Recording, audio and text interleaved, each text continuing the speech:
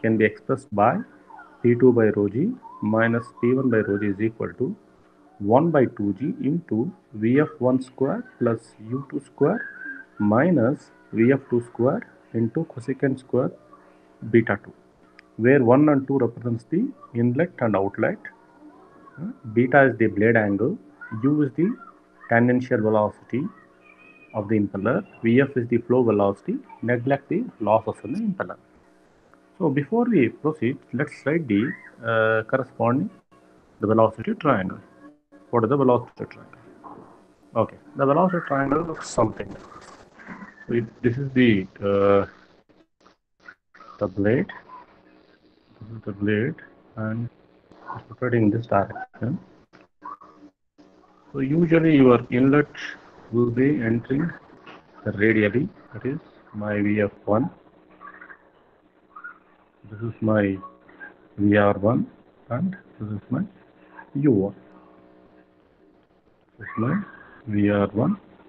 Your alpha 1 is 90 degrees, and this is my beta 1. V1 is equal to Vf1 and Vw is equal to 0. Okay, this may be the condition. So at the outlet, the velocity triangle looks something like this.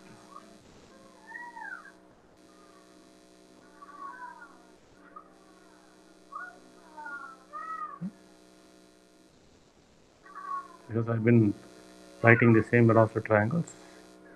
So this is my Vf2, beta 2, Vr2, V2, and this is my Vw2, alpha 2, and this is my U2.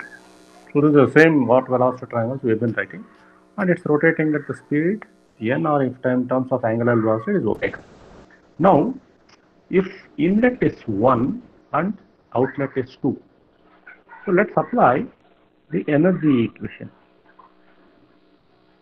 Apply the energy equation between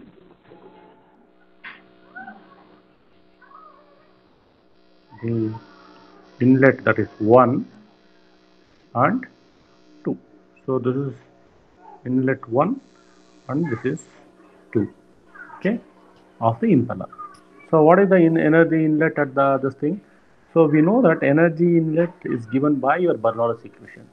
So the inlet, it is P1 by rho into G plus V1 square by 2G plus Z1 is equal to P2 by rho into G plus V2 square by 2G plus your Z.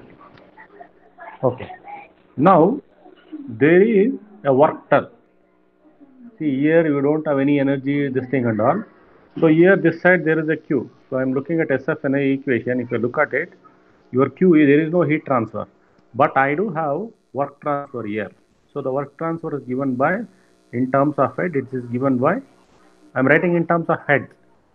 So this is your work done. So this being a work absorbing machine, so I am written it as negative. Okay. So if I rewrite the whole thing, this will be P2 by rho g minus P1 by rho g, and 2 as it is, and 1 I am taken to the right hand side. This will be V1 square by 2g, or V1 square minus V2 square by 2g I can combine, plus Vw2 into U2 by G. Fine. Then you have, see, if my Z1 is equal to Z2, this quantity also will just simply cancel out. So now let us look at, if I call this as equation number 1, let me call this as equation number 1, and let us consider the inlet velocity triangle. So consider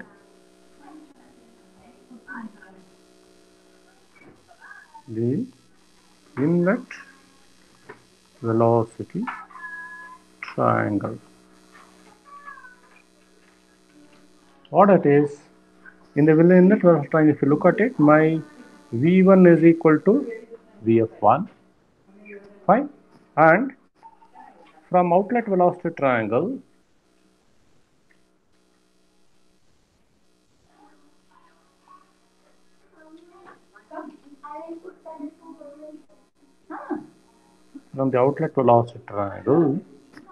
so what is my tan beta 2? Let me look at it. So tan beta 2 is equal to Ef2 divided by this x. So x is equal to u2 minus Vf2, same thing. So tan beta 2 is equal to Vf2 divided by x, that is u2 minus Vw2. So now what is cot? Just take 1 upon tan. So it will be cot beta 2 is equal to u2 minus Vw2 divided by Vf2. Okay. Or I can write u2 minus Vw2 is equal to Vf2 into cot beta 2. Okay. Let me call this as equation 2. Now, if you look at the exit velocity triangle, V2 square is my hypotenuse. V2 square is equal to Vw2 square plus Vf2 square. So, from the exit velocity triangle, we can write V2 square is equal to Vw2 square plus Vf2 square. Okay. Now, what is my Vw2? I can write here. So, from here I can write Vw2 is equal to u2 minus Vf2 into cot beta 2. So I can write Vw2 is equal to u2 minus Vf2 into cot beta 2 whole square plus Vf2 whole square, Vf2 square. Or what is this actually? This is A minus B whole square formula. So what is the formula for A minus B whole square? We know that A minus B whole square is equal to A square plus B square minus 2AB. If I try to open it, so I'll be getting u2 square minus 2u2 into Vf2 into cot beta 2 plus Vf2 square into cot Vf2 into Vf2 into cot beta 2 square plus Vf2 square. I got this. Now, once we have this, so I can simplify this.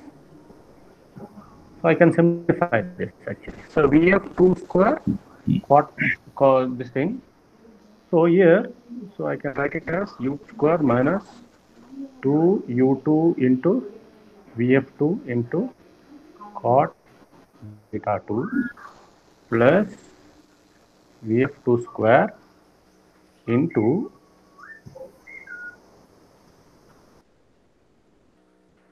Vf2 square into, so I can write 1 plus cot beta 2 square. Fine. So we know from the trigonometric principles. What is it? 1 plus cot. See, we have, so cosecant square.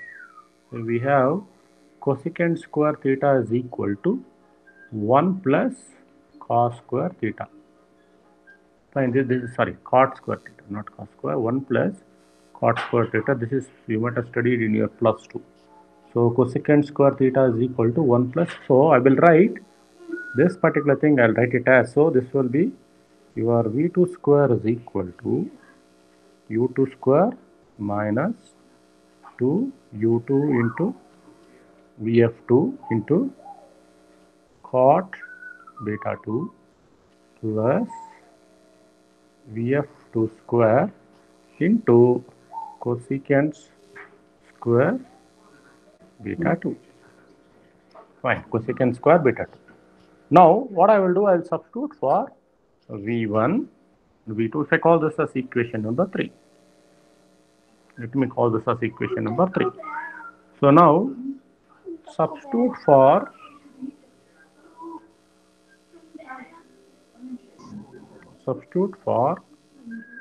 v1, v2 and vw2 in my equation 1. What I have written, first equation what I wrote, no, if I call this as equation 1, if I substitute everything in that equation 1, what I am going to get, this will be P2 by rho g minus P1 by rho into g is equal to Vf1 square by 2g. Fine. Now, what is actually V1 square by dg? I am writing it as Vf1 square by 2. Now, all the V2 square I am writing it as U2 square minus 2U2 into Vf2 into cot beta 2 plus Vf2 square into cosecant square beta 2 whole thing divided by 2g. Then what is there for Vf2 square? I can write it as Vf2 square. Vf I can write it as plus U2. Fine. That is for Vf2. We have Vf2. It's not Vf2 square. This is, yeah, Vf2 square. I can write it as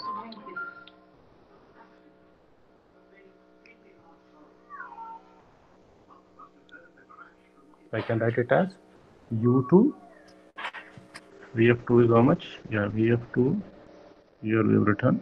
So Vf2 I can write it as, yeah, Vf2 I can write it as U2 minus Vw2 I can write it as U2 minus Vf2 into cot beta 2. Yes, into cot beta 2. So Vw2 is U2 minus Vf2 into cot beta 2. Okay. Okay, into Vw2 I am writing it as into U2 divided by G. So this is the expression I have written in terms of, see, in terms of all the things. Now let us try to simplify this. See, everywhere if you look at it, I can take 1 by 2g common. So if I take 1 by 2g common, I am left with Vf1 square minus, see, this is the whole thing. I have to open this bracket, minus U2 square.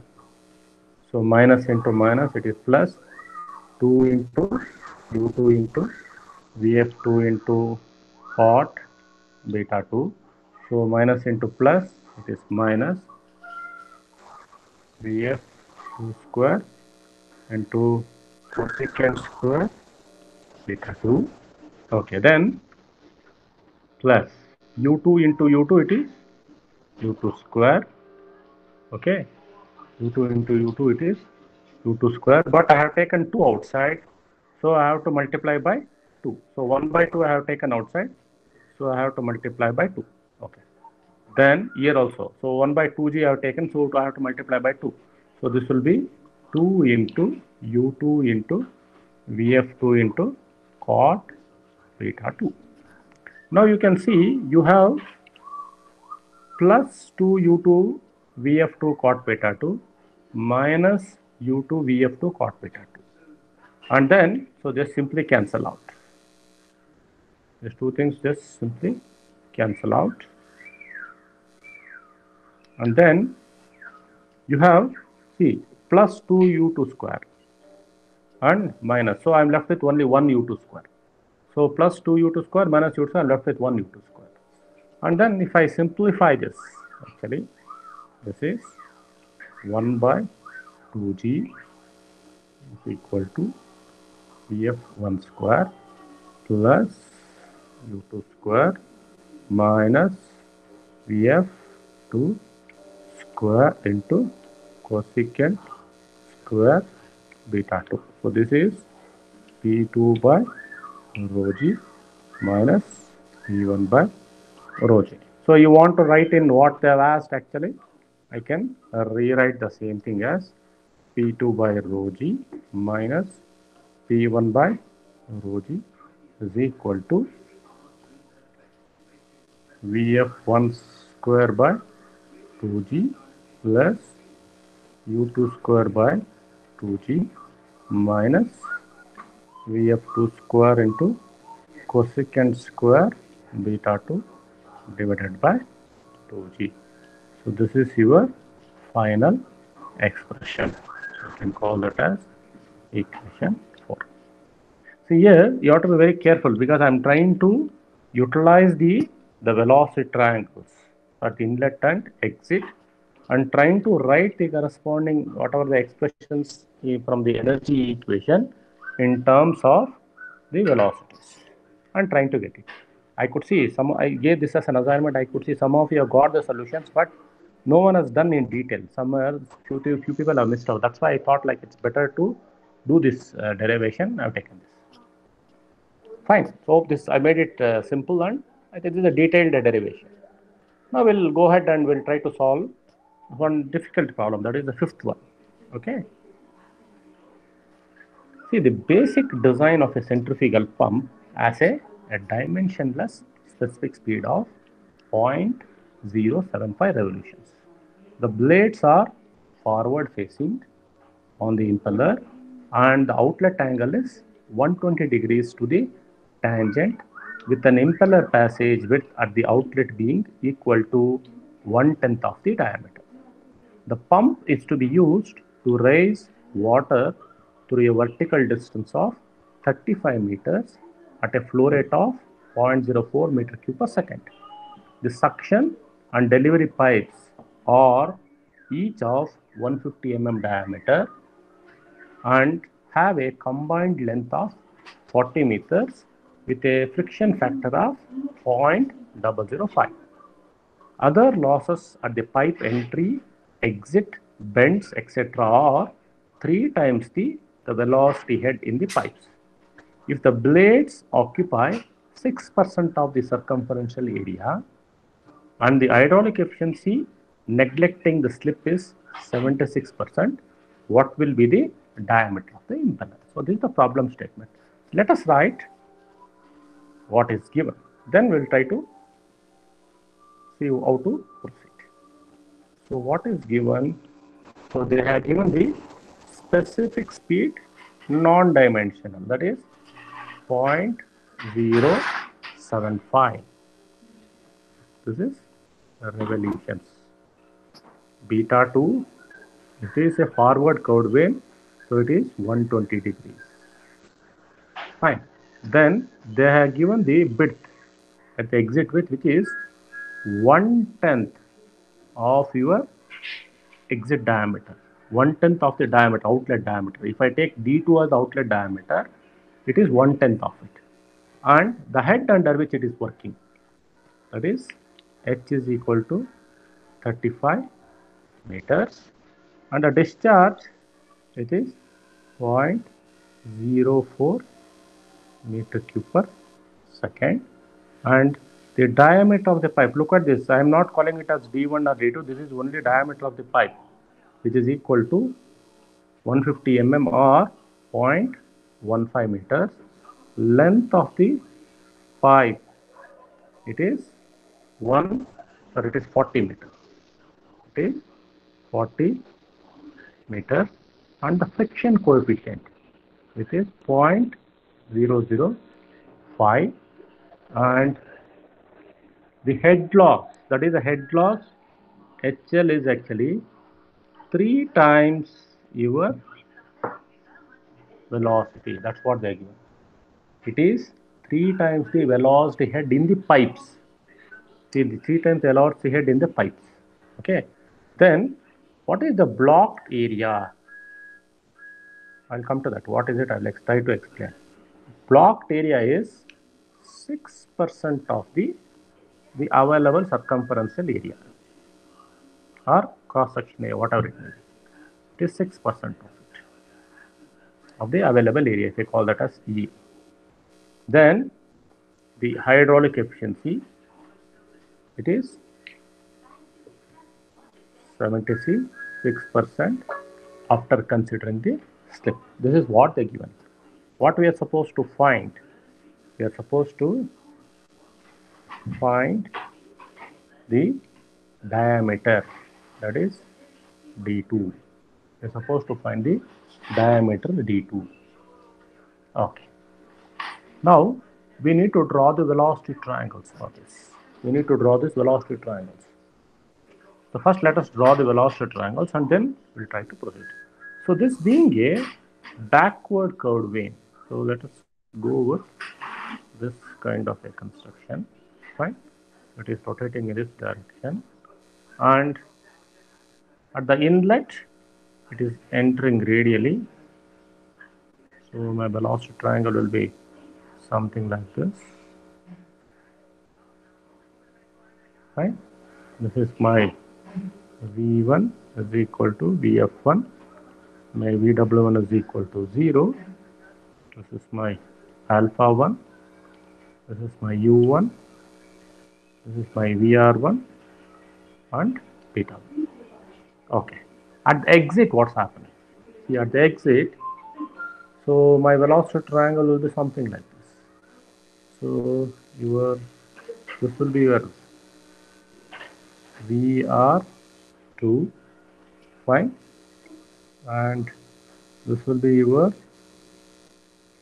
V2, and this will be your U2. So this is my beta 2, which is beta 2 is 120 degrees, and this is alpha 2. So I can, if I write the components of it, so my velocity triangle will look something like this. So this will be my VW2 and this will be my VF2. So this is the exit velocity triangle, that is at a velocity triangle. So this is your exit velocity triangle and this is your inlet velocity triangle for this problem statement. So this is at 1, 1 and this is at 2, 2. So this is your velocity. First you have to write the velocity triangle. Then we'll try to proceed what is given. Okay. Now there are certain things. So Q is the discharge. So Q is the discharge. If Q is the discharge, Q is given by area of the pipe and the velocity with, it's the same fluid is flowing through pipe as well as this thing. So I can write the velocity of the fluid in the pipe is equal to the given discharge divided by area of the pipe. What is the area of the pipe? It is 0.15 meters. I can write the discharge is 0.04 divided by pi into 0.15 square divided at 4. If I substitute in my calculator, I am getting around 2.26 meters per second. This is the velocity of the fluid. This is called as jet velocity. This is the velocity with which the fluid is flowing in the pipe. Fine. Now, you have studied something in your losses of how to calculate the losses through the pipe. I am going to write that particular formula. That is the head loss or the total head loss in the pipe. I'm looking at only pipe. In the pipe is equal to, let me call it as HL, is equal to head loss due to friction and other losses. What are the other losses? It's given even in the problem. What are those? Those are entry losses, exit losses, and bend losses, etc., etc. They're given. So now, what is the formula already you have seen? So what is the formula you used for the HF? So you used Darcy's formula and Chez's formula, either of this. So if I use the head loss due to friction formula for this, if I use, it is 4FL, length of the pipe, into velocity of the pipe square, 4FL V square by 2G D into, that is diameter of the pipe. This is the formula, 4FL V square by 2GD. Plus, it's given in the problem statement. The other losses are 3 times the velocity of the pipe square. 3 times the velocity, the head, divided by 2 into G. This is what is given. This is what is given. So I have substituted everything in terms of it. Now, I know all the values. So let's substitute it. So the friction value factor they are given is, for the pipe is 0.005. The length of the pipe is 40 meters. And just now we calculated the velocity to the pipe, it is 2.26. Actually, it is square divided by 2 into 9.81 into a diameter of the pipe, it is 150 mm or 0.15 meters, plus 3 times your velocity square divided by 2 into 9.8. So if I substitute in the calculator and calculate the head loss or total head loss in the pipe, it comes to around 2.17 meters. Now, what is the head under which the pump has to work? See, the total head under which the pump has to work. So what is the total head? I call that as manometric head. It's equal to the head given, that is the regular head, plus all the losses, that is HL. So head, they are given it as 35 meters. This is 2.17. I am getting around 37.17 meters. So this is the manometric head under which the pump is working. So to calculate this, we have done all this exercise. Okay. Now, the specific speed of the pump. What is there given? The specific speed of the pump. So what they are given, it is non-dimensional. That is, it is in revolutions. If it is in RPM, that is a dimensional specific speed. So this is given by NSP, given by N root Q divided by GH manometric head to the power of 3 by 4. This derivation has been done in the class, in the unit 1, when we are dealing with the non-dimensional numbers. Now, what is the specific speed they are given? It is 0.075 revolutions. N, because I don't know the speed, let's calculate the speed. So discharge, it is in meter cube per second, it is 0.04 divided by 9.81 into the manometric head, which is 37.17 whole to the power of 3 by 4. If I do the cross multiplication and calculate, I am getting around N is equal to 31.1 27. This is in revolutions. I'll be getting in terms of RPS. Fine. Multiplied by 60 if I do, I'll be getting in terms of RPM. So N is equal to 1877.4 RPM. So both are correct. Either you can substitute, you can get in terms of RPS or in terms of RPM. So both are fine. Now, see, if you look at the flow area, what is the flow area? Flow area is nothing but your whatever the area I'm going to see. If this is my impeller and this is your hub actually, and I do have the blades are like this. Fine. These are my blades. See what is given in the problem statement. This blades occupy 6% of the area.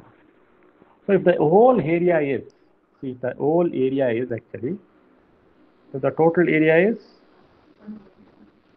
pi d2 and b2. Fine. So whole area is pi d2 into b2.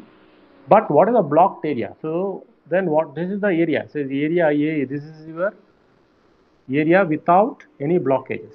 This is the area without any blockages. Now with blockage, what will be the flow area? The flow area will be your pi d2 into b2 minus your 6% of it. That is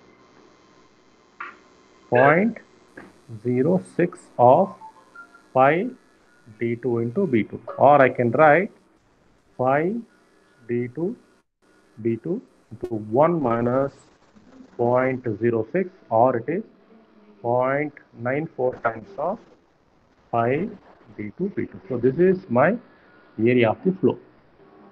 This is the area of the flow. So now once I know the area of the flow, I can find it. So pi into b2, and what is b2? b2 is 10 times, so 1/10 of it. So therefore AF is equal to 0.94 to pi into d2 into, this is actually in terms of d2 by 10, because your b2 is 1/10 of your d2. It's given in the problem. So area of the flow is equal to, if I substitute everything, it is 0.94 into pi into d2 square divided by 10. So what I'm going to get? I am going to get AF is equal to 0.295 d2 square. So this is my area. So let me call the some equation 1 or whatever it may be, because I don't know the value of d2. So I need to find that. So what is my discharge? So discharge is velocity of the flow into your corresponding VF2. So the discharge Q is equal to area of the flow, that is at the exit. This is the exit flow, AF2 into your velocity of the flow at the exit. Or I can write my velocity of the flow at the exit is equal to Q divided by AF2. Okay. So what is this Q? 0.04 divided by 0.295 d2 square, or I am getting my velocity of the flow also in terms of, so 0.04 divided by 0.295, it is 0.135 by d2 square. I got my AF2 and this in terms of your corresponding d2. Now, what is the peripheral velocity at exit? See, peripheral velocity at the exit. So then that is U2 is equal to pi d2 n by 60, or if I substitute everything, it is 5 into d2 into 1877.4 in terms of RPM I'm substituting, divided by 60. So this will be 98.3 d2. I'm calling that as equation number 3. Okay. What is my hydraulic efficiency?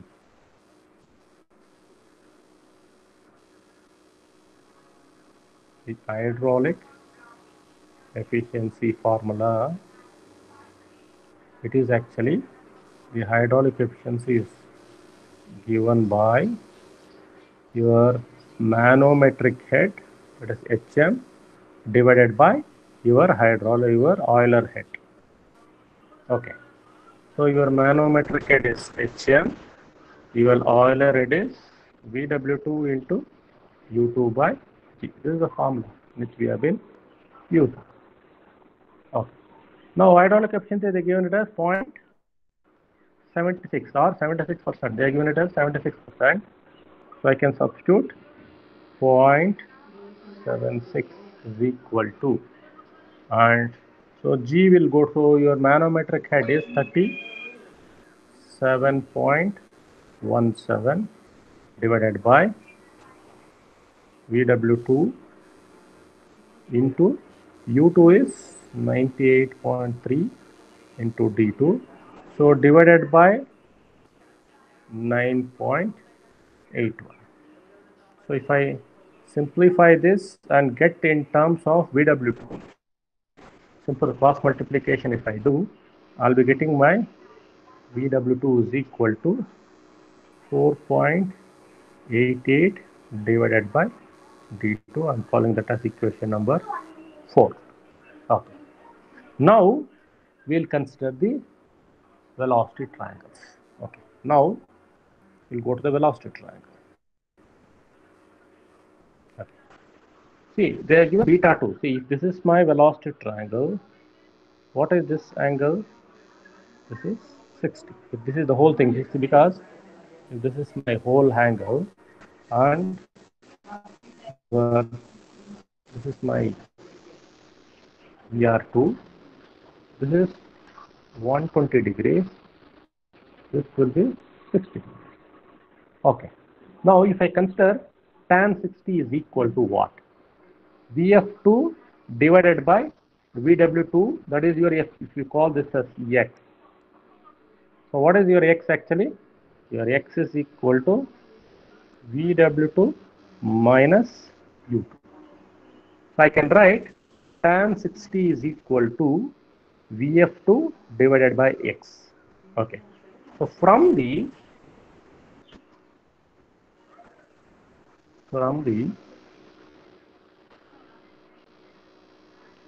exit velocity triangle,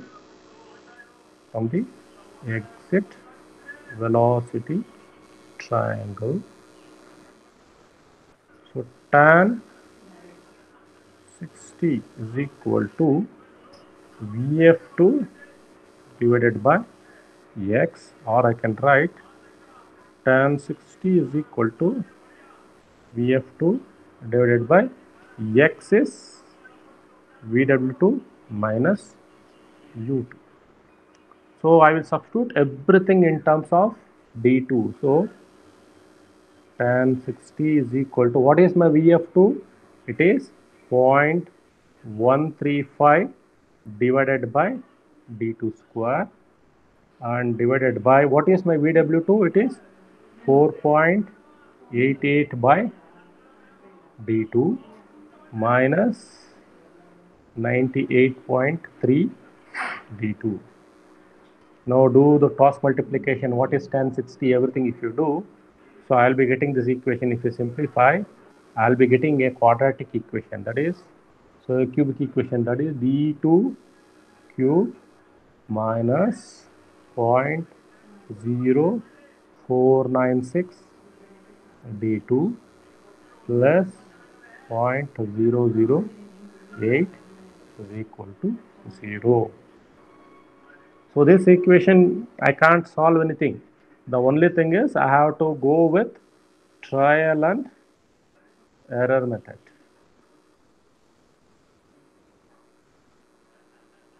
Go with trial and error method. Trial and error method. So if I substitute 0.21, 0.214, whatever it may be, so don't go beyond 2 decimals or 3 decimals. Just go with 2 decimals. If I go with the 2 decimals, so your D2 comes between point, if you go with 3 decimals, it is around 0.214 meters. I'm trying with calendar method, you can substitute and check. So, so your D2 should be between 0.21 and 0.22. So you will get is equal to a very, very small 0.001 or 0.003, something like that. 2, 3 decimals or 4 decimals. It need not be exactly equal to 0. So now I think most of you have some of the calculators, programmable calculators, where we can enter everything and you can get directly the D2. Once you get D2, you have to substitute back in your equations. So what are those equations? So VF2. Therefore, VF2 is equal to 0.135 divided by 0.214 square. So I substitute 0.135 divided by 0.214 square. I am getting the velocity of VF2 is 2.947, that is 2.95 meters per second. So what will be your VW2?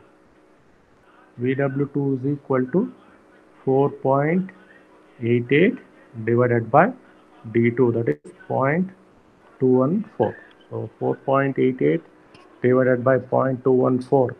If I do, I am getting it is 22.8 meters per second. Then what is your U2? U2 is equal to 98.3 into 0.214. So I'll be getting 21.036, that is 21.04 meters per second. So this is a very, very lengthy problem. It took because it consists of how to calculate your head loss. So this kind of problem, if it comes, no, you people should be in a position to solve it. But it considers all the factors, or how to calculate what and all you studied in your undergraduate course on how to calculate head loss due to friction, that is HF, and then substitute for the heat. Suppose instead of giving the inlet exit or your bend losses, if they don't give that, it's equal to 3 times. What is your inlet loss? It is 0.5 V square. V square by G. So V square by 2G. Then what is your exit loss? It is 0.V square by this thing. Then what is your bend loss? So bend loss also 0.75. So you have that particular standard, the minor losses formulas. Use those formulas and then you have to get it. Okay, that's how this problem has to be addressed. Okay. I think we have solved enough problems. If you want, maybe I can solve one more problem which I thought I can do that. The problem number 20. So we have another 10 minutes. We'll try to solve this. Okay. The centrifugal pump having the outer diameter equal to 2 times the inner diameter and running at 1200 rpm against a total head of 40 meters. So against a total head of 32 meters. The velocity of the flow through the impeller is constant and is equal to 3 meters per second. The vanes are set at an angle of 30 degrees to the outlet. If the outer diameter of the impeller is 600 mm and the width of the outlet is 50 mm, determine the vane angle at the inlet, work done per second by the impeller, that is specific work, and third one is manometric efficiency. Okay, it is manometric efficiency. 2 times it has come. Okay, it is only manometric efficiency. Let's solve. So what is given? They are given the speed, which is 1200 RPM, and the total head under which it is working, that is the manometric head, which is 32 meters, and the velocity of the flow through the impeller is constant, that is Vf1 and Vf2 both are same, which is equal to Vf, which is 3 meters per second. The vanes are backward curved vane, that is beta 2 is equal to 30 degrees, and so here your the outer diameter d2 is 2 times your inner diameter. Fine. So they are given d2 is 2 times your d1, and the outer diameter of the impeller is 600 mm, that is, so d2 is equal to 0.6 meters. Therefore your d1 is equal to 0.3 meters. Automatically you will get it. Fine. And they have given the width, that is width at the outlet, which is 50 mm, that is 0.05 meters. So what we are supposed to find? To find the vane angle at the inlet, that is beta 1, then B, basic work, that is W by M, C, that is your manometric or hydraulic efficiency, hydraulic or the manometric efficiency. So if I try to, first thing is you have to put the velocity triangle. So if I try to put the velocity triangle,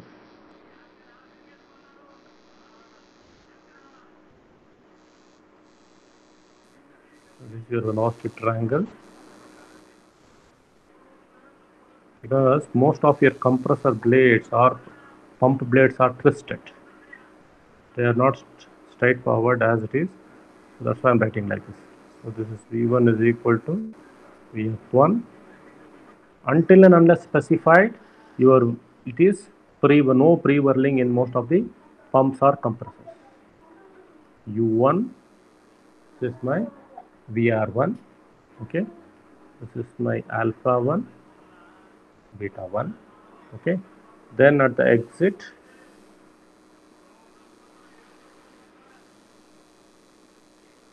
this will be your velocity triangle at the exit. This is your Vf2, Vw2,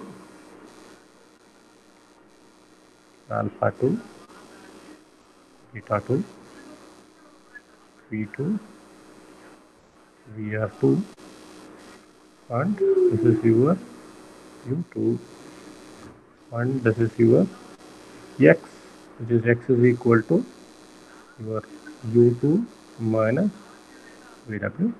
This is the velocity triangle at the exit. This is the velocity triangle at the inlet. Now let us try to solve it. Okay.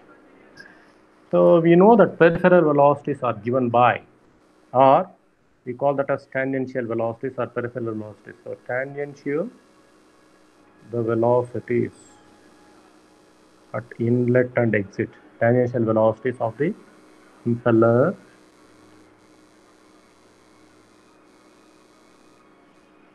so tangential velocities of the impeller are, so U1 is equal to pi d1 n by 60, which is pi into 0.3 into 1200 divided by 60. Pi into 0.3 into 1200 divided by 60. If I substitute, I am getting 18.85. So 18.85 meters per second. So what is your U2? U2 is 2 times of it. Simply I can write it as the diameter is 2 times of it. I can write simply it is 2 times of U1. So this will be simply 37.6 or this will be 37.7 meters per second, or you can find it. U2 is equal to pi d2 n by 60. You can substitute all the values, that is pi into 0.6 into 1200 divided by 60. You will end up with the same. It may change in the decimals, 37.69 or something. You will get. So this is your this. Now the first thing what we are supposed to find is the blade angle. The blade angle at the inlet. That is your beta 1. So if I consider the inlet velocity triangle, so from the inlet velocity triangle, tan beta 1 is equal to Vf by U1, or my beta 1 is equal to tan inverse of, what is my Vf? They are given it as 3 meters per second divided by U1 is 18.85. I can calculate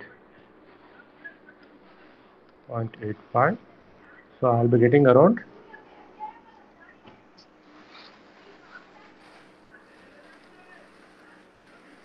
tan inverse of 3 divided by 10.85.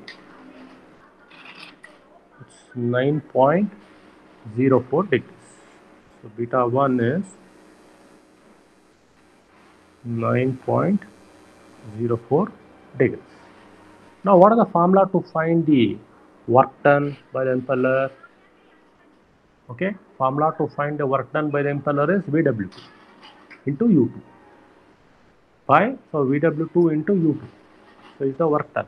But I have to calculate the VW2 and I have to calculate the U2 I know. So from the velocity triangles, from the exit velocity triangle, from the exit velocity triangle,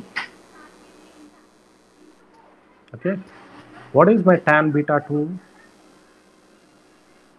Tan beta 2 is equal to your Vf divided by x, or it is tan beta 2 is equal to Vf divided by Vw2 minus U2. So I have to calculate Vw2. So this will be Vw2 is equal to your U2 minus of Vf by tan beta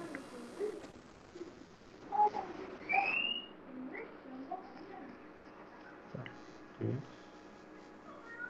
U2 minus, U2 minus Vw2, no? U2 minus Vw2. U2 minus Vw2. Therefore, Vw2 is equal to U2 minus Vf by tan beta 2.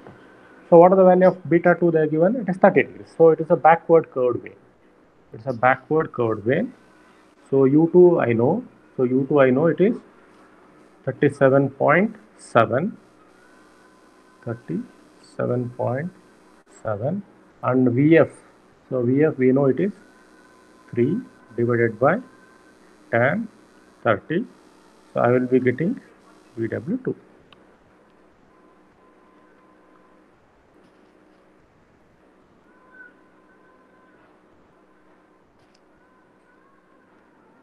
So this I am getting around 32.5. 32.5 meters per second.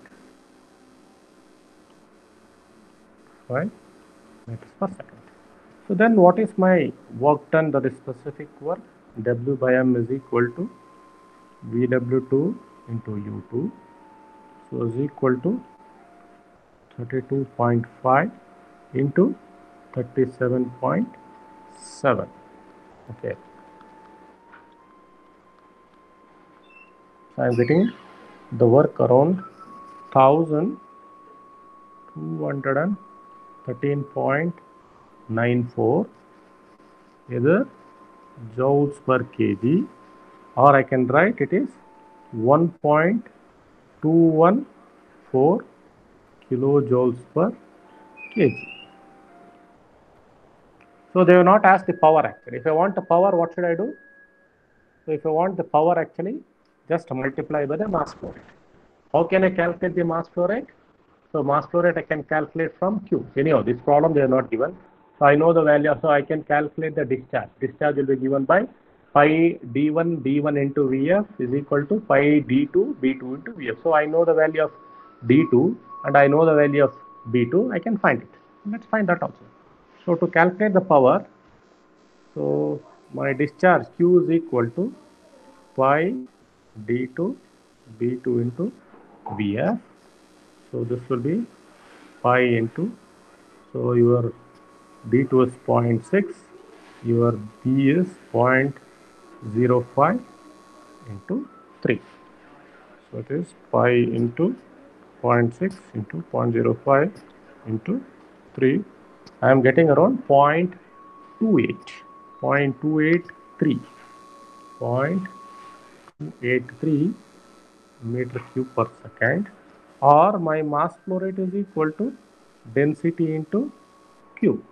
So density is 1000 into 0.283. If I do that, I am getting around 283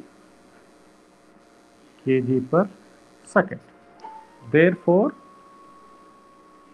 the power P is equal to mass flow rate into W by M. This is 283 into, so 1.214. If I do that, I am getting 343 kilowatts. 343 kilowatts. 343.25. 343.25 kilowatts. So this is the power. Okay.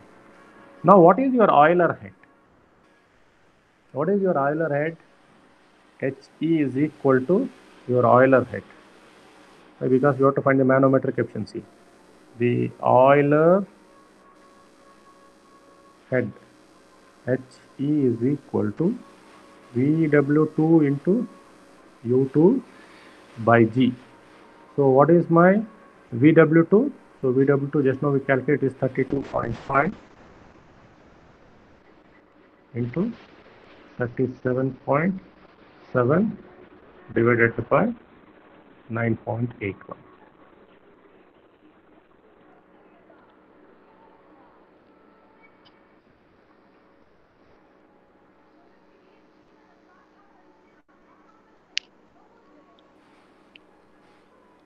Divided by 9.87, 9.81.